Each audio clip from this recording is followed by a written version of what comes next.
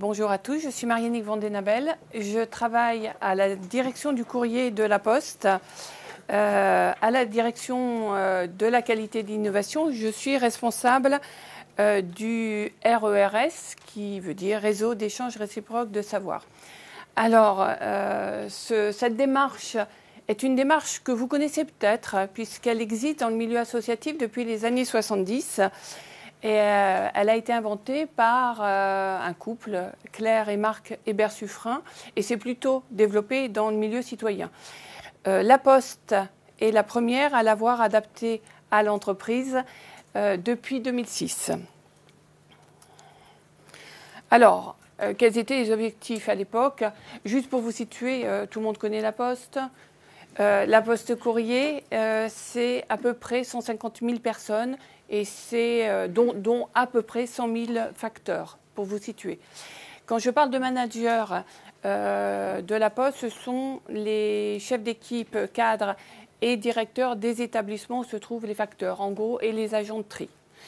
Donc au départ, en 2006, les objectifs, c'était bien sûr de faire circuler les savoirs et savoir-faire et expériences, mais c'était aussi de faire évoluer la culture et les comportements. Alors pourquoi ? Parce qu'on mettait en place un grand projet, si on peut appeler ça un projet, tellement c'était vaste, c'était d'industrialiser tout le processus de tri avec un programme qui s'appelait Cap Qualité Courrier, et donc mettre en place des centres de traitement du courrier très industrialisés avec des nouvelles machines dans les établissements. Donc, de nouvelles machines, mais il était important de faire évoluer la culture et notamment le management des postiers. Alors, l'horaire, c'est quoi? Eh bien, c'est un ensemble de managers qui vont échanger leur savoir. Alors, on s'est plutôt focalisé sur les managers opérationnels, donc en gros les patrons des facteurs et des agents de centre de tri, parce que ça nous semblait plus important à l'époque de les faire monter en compétences et de les responsabiliser. Alors, la différence... alors déjà, qu'est-ce qu'on entend par savoir? Alors, les savoirs sont tout ce qui tourne autour plutôt de savoir-faire, de petits bouts, je dirais, de savoir que les managers ont acquis pendant leur vie à la Poste. Mais ça peut être également des expériences vécues. Donc, que ça soit par exemple savoir répondre à un client qui est mécontent.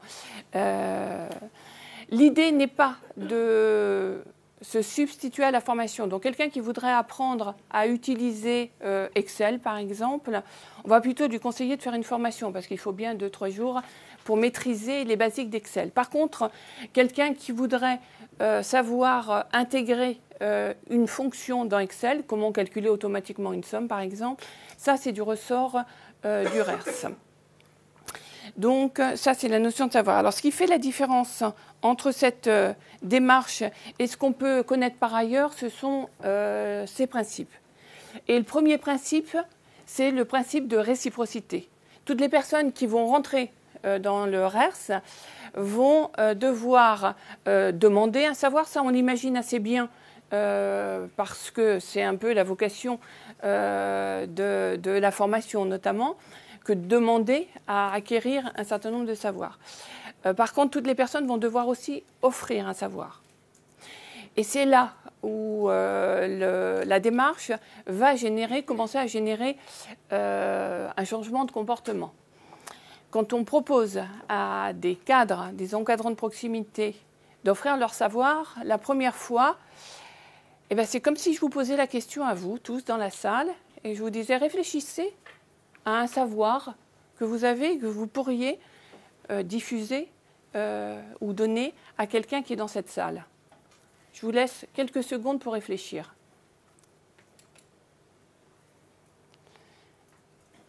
Eh bien, quand on dit ça à des cadres la première fois, la première réaction, et peut-être celle de certains d'entre vous, c'est de se dire « Ah, mais je sais rien du tout ».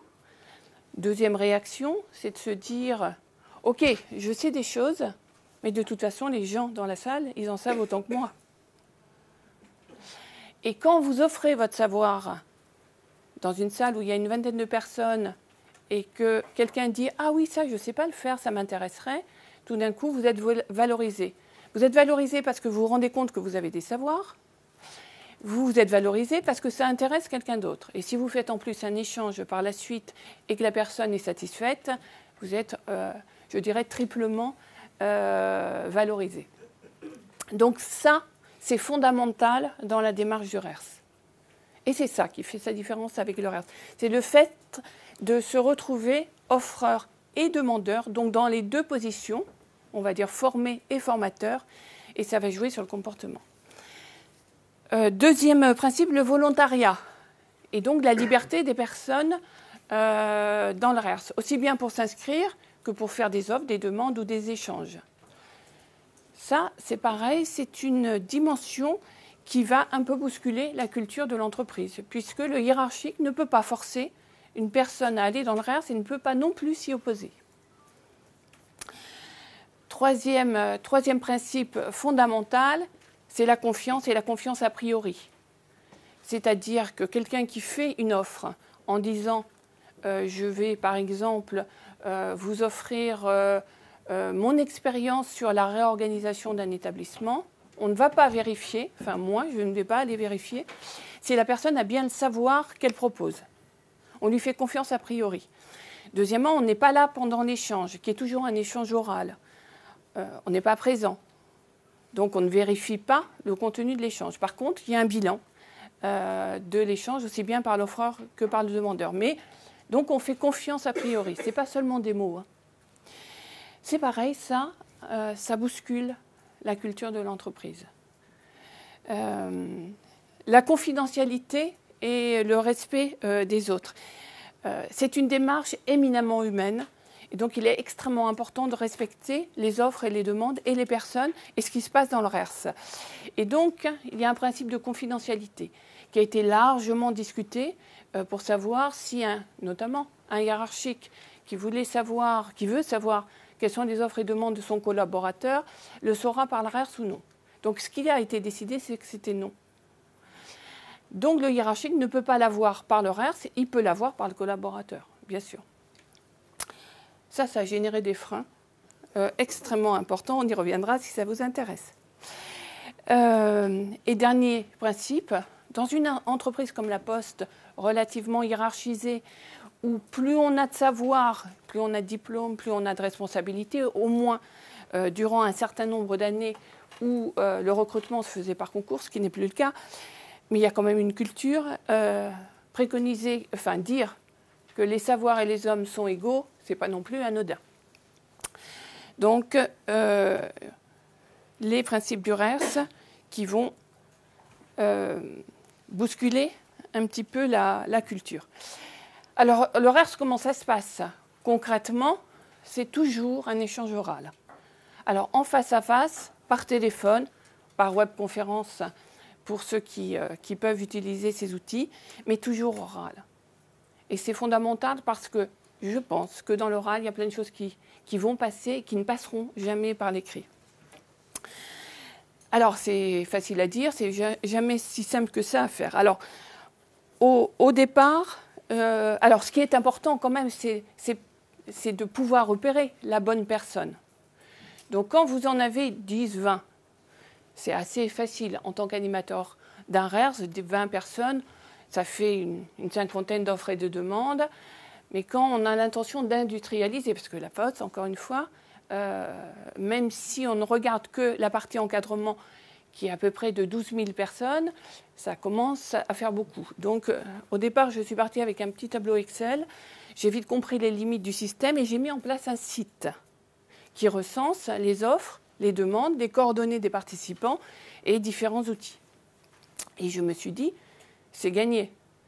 Voilà, ils ont les éléments, ils ont les offres, les demandes, ils peuvent aller voir sur le site, ils ont les coordonnées des personnes, ils peuvent les appeler pour s'assurer que l'offre et la demande correspondent bien, et moi, je vais pouvoir développer le RERS. Eh bien, ça n'a pas marché.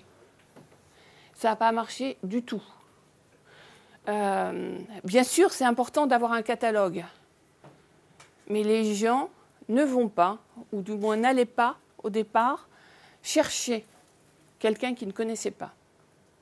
Donc, on a été obligé de mettre en place ce qu'on appelle des bourses d'échange, c'est-à-dire des lieux en présentiel d'une vingtaine de personnes où chacun va exprimer ses offres et ses demandes et où les gens vont pouvoir entendre les offres et demandes des autres.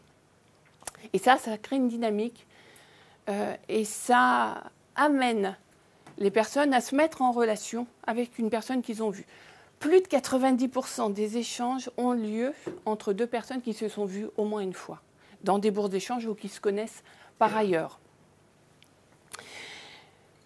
Donc à l'époque des réseaux sociaux, j'ai un discours qui est qui a été considéré il y a 6 ans comme un peu ringard, qui est considéré maintenant comme extrêmement innovant, qui est de dire « Ok, c'est important d'avoir un site catalogue, et c'est fondamental puisqu'il y a quand même maintenant à peu près 20% des gens qui fonctionnent que par le site, mais la dimension humaine est à favoriser. D'ailleurs, pour ceux qui suivent bien, Facebook est en train de mettre en place des petits déjeuners pour que les gens se rencontrent.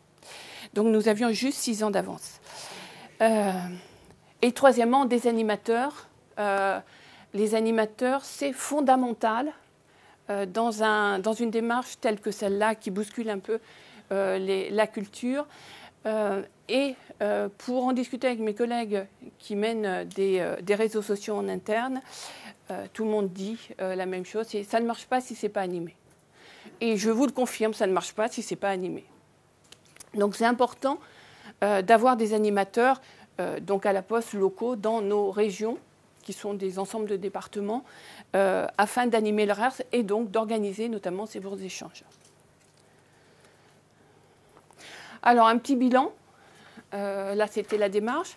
Le bilan, au bout de 5 ans et demi d'activité, donc on est à peu près à 1500 personnes inscrites, 4700 offres et demandes et plus de 3300 échanges effectués, dont 820 sur le site. Vous pourrez me poser des questions là-dessus, mais ça veut dire aussi qu'ils font des échanges et qu'ils ne rentrent pas sur le site. Donc l'outil informatique a aussi ses limites. Ceci étant, il y en a quand même 820 qui nous permettent d'évaluer l'intérêt porté sur le RERS. Alors l'activité est assez représentative en termes d'âge ou de fonction ou de sexe des participants de la population des managers opérationnels, donc une population plutôt âgée si on considère qu'au-delà de 45 ans c'est âgé. Voilà, quand même une population en 2006 peu férue de numérique, d'informatique même. C'est-à-dire des gens qui n'avaient pas besoin d'ordinateur pour manager des facteurs. Donc, ils ne savaient pas, pour certains, comment on allumait un ordinateur en 2006. Maintenant, c'est fini, ils ont tous leur ordinateur. Mais à l'époque, c'était aussi le cas. Donc, peu férus de numérique au moins. Voilà. Alors, une question qui s'est posée tout au départ, c'était de savoir si les gens allaient échanger sur des savoirs annexes, ce qu'on peut utiliser quand on a un peu de temps, ou si c'était vraiment sur des savoirs cœur de métier. Et en fait, on s'est aperçu que c'était vraiment sur des savoirs cœur de métier. Donc les gens utilisent le RERS pour trouver une réponse à une problématique. On n'est pas sur des savoirs innovants, au sens où on peut l'entendre dans les entreprises. On est sur des savoirs utiles au quotidien.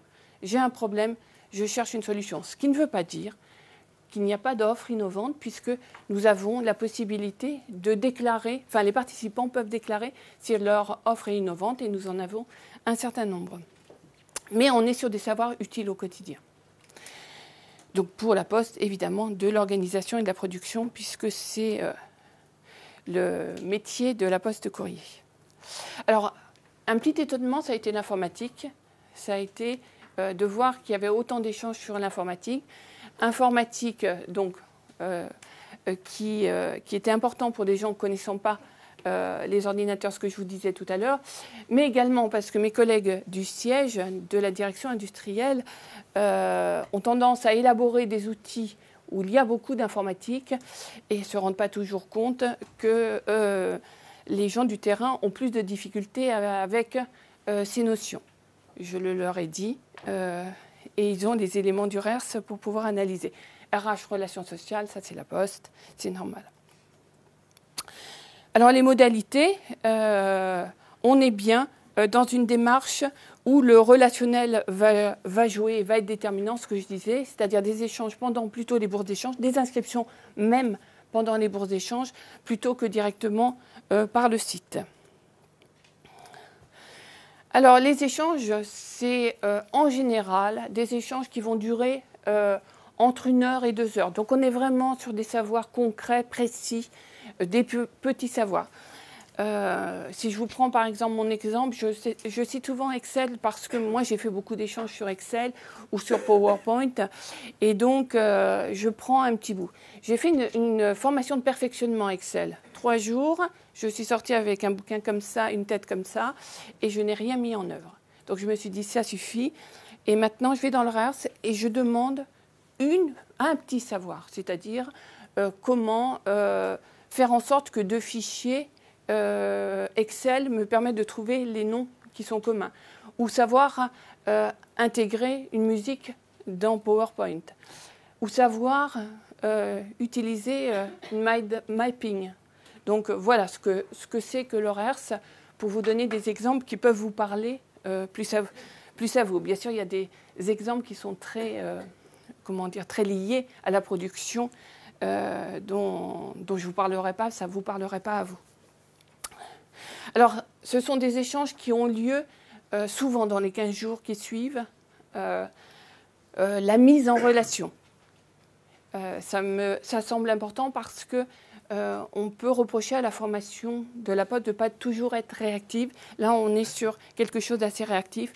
Et puis, ce qui est à noter, c'est que plus de 60% des échanges ont lieu entre personnes de fonctions différentes. Donc, renforce la transversalité. Alors, les résultats.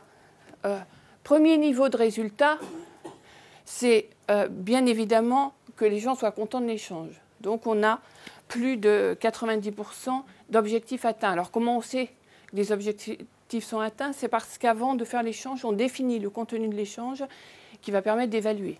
Donc, on a des objectifs qui sont atteints. Ça, c'est le premier niveau. C'est bien. Ils ont fait un échange, ils sont contents, c'est parfait. Le deuxième niveau, c'est quand même de savoir ce qu'ils ont fait de cet apprentissage. Donc, c'est la mise en œuvre. Plus de 70% mettent en œuvre de suite le savoir qu'ils ont acquis. Et 95%, c'est même plus, 98% estiment qu'ils sont tout à fait compétents pour mettre en œuvre le savoir qu'ils ont acquis. On est bien sur des savoirs précis, concrets, avec un apprentissage par des pairs. Donc un langage qui est compris. La personne pose toutes les questions qu'elle veut, donc elle est tout à fait apte à mettre en œuvre le savoir. OK. Alors peut-être juste un petit zoom sur les offreurs, ça me paraît toujours important, c'est de vous préciser que les offreurs apprennent aussi. Alors ça, on n'imagine pas tout de suite. On se dit le demandeur, c'est normal, mais l'offreur. Comme il y a adéquation de l'offre et de la demande, souvent le demandeur va poser une question qui va dépasser le cadre de l'offre. Et donc, l'offreur va devoir aller ou revisiter des connaissances ou acquérir des connaissances pour pouvoir répondre à la personne. C'est pour ça qu'on a des offreurs qui apprennent. Ils apprennent sur un deuxième domaine parce que entre savoir faire quelque chose et savoir l'apprendre, savoir le transférer, il y a une marche. Et ça s'appelle la pédagogie. Donc les offreurs apprennent également en termes pédagogiques, ce qui va leur servir parce que ce sont encore une fois des managers. Et troisièmement, quand on leur demande si ça leur a apporté quelque chose à eux, le premier élément, c'est de dire « ça m'a au moins permis de comprendre les problématiques d'un collègue et ça m'a permis de l'aider ». On est à la poste avec des gens qui sont vraiment humains. Et troisième niveau, alors avant d'atteindre ce troisième niveau, juste pour vous dire que, OK, ils sont contents, OK, ils ont mis en œuvre, mais est-ce que ça sert à l'entreprise? Donc il y a un questionnaire qui passe à toutes les personnes qui ont fait au moins 3 échanges en tant que demandeurs et qui leur pose un certain nombre de questions qui permettent de répondre à ce troisième niveau. Bon, déjà, on s'aperçoit que les gens sont satisfaits des échanges, mais que cette démarche n'est pas substitutive de la formation, mais complémentaire. Au départ, quand j'ai proposé cette démarche à mes collègues, il y avait des collègues contrôleurs de gestion qui se sont dit « Super, c'est une démarche qui ne va pas nous coûter grand-chose. Ça pourra peut-être remplacer des formations. Et donc, on va gagner de l'argent. » Et donc maintenant, ils ne sont pas très contents sur le plan contrôle de gestion parce que, premièrement, ça ne supprime pas des formations, mais deuxièmement, ça donne plutôt envie aux gens de faire des formations et ça les remet dans une dynamique d'apprentissage. Donc, le troisième niveau, c'est de savoir si ça apporte à l'entreprise et aux personnes. Et on s'aperçoit donc qu'il y a des effets positifs sur l'activité de l'entité, c'est-à-dire que ça leur a permis d'améliorer les relations avec un client ou ça leur a permis d'améliorer leur chiffre d'affaires ou leur qualité de service, mais aussi que ça a un impact sur leur management dans l'entité, que ça a un impact sur leur professionnalisme à eux en termes de gestion de crise, de motivation dans le travail ou de maîtrise de la fonction, mais également que ça va avoir un impact sur la confiance et sur la coopération.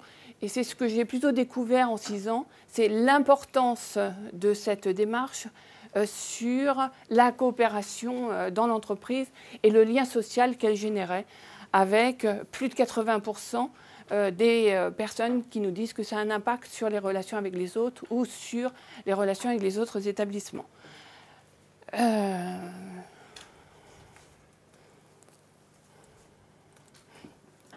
Donc la diapo suivante, c'était normalement les témoignages, mais vous voyez, j'ai encore des choses à apprendre sur PowerPoint, puisque il doit y avoir un problème d'animation. Et puis, la voilà. Et donc, pour vous synthétiser les différentes dimensions du RERS, un apprentissage innovant, ça j'espère que j'ai réussi à vous les montrer dans une relation à deux avec un démarrage à partir des besoins d'un demandeur et une adaptation de la démarche à ce dont il a besoin. Un changement culturel et comportemental. J'ai essayé d'étayer tout au long de cet exposé les différents changements qui pouvaient avoir lieu. Donc le lien social et l'intégration des nouveaux qui me paraît fondamental. Le décloisonnement à travers les échanges entre fonctions différentes et l'impact en termes de relations avec les établissements. Une amélioration continue, ça je ne vous en ai pas parlé, mais il arrive que les gens en échangeant à deux se retrouvent pour créer un savoir nouveau, c'est-à-dire chacun ayant un bout du savoir, ils vont créer des savoirs nouveaux. Donc on est bien dans une amélioration continue. Sur le plan managérial, pour un manager, valorisation des collaborateurs, cohésion d'équipe. Ce n'est pas un outil de management de l'ERS. Ceci étant, ça a été utilisé 2 fois dans ce cadre-là, et j'y reviendrai si vous le souhaitez, et ça a bien démontré que ça renforçait la cohésion d'équipe et ça valorisait les collaborateurs. Mais ça demande d'être pris, d'être adapté à la situation. Et pour terminer, ça contribue au mieux-être au travail, puisque les gens disent que ça diminue le stress, que ça renforce le lien avec les autres et que ça, je ne sais plus, mais ça me reviendra, et que ça rompt l'isolement. Voilà. Alors, il y a eu une étude externe en novembre 2011 qui a montré que cette démarche, alors une étude externe auprès de salariés qui ne sont pas de la Poste, qui ne connaissaient pas obligatoirement cette démarche et qui ont été interrogés et qui montre tout l'intérêt que les salariés au moins peuvent porter à ce type de démarche et l'intérêt pour eux-mêmes, mais également l'intérêt pour l'entreprise en termes d'image pour l'entreprise qui porterait ce type de démarche. Et c'est une démarche qui a eu également un prix en 2011, en juin 2011, sur un prix octroyé par un prix coup de cœur octroyé par le jury de l'initiative RH 2011. Je ne sais pas si vous connaissez, mais c'est le jury qui déclare le DRH de l'année. Et le RERS a été nominé à la nuit de la formation professionnelle. Avec, pour ceux que ça intéresserait, en open source, tous les outils dans un livre sur le RERS qui a été édité à Chronique Sociale. Voilà. Merci. C'est bon ? Beaucoup.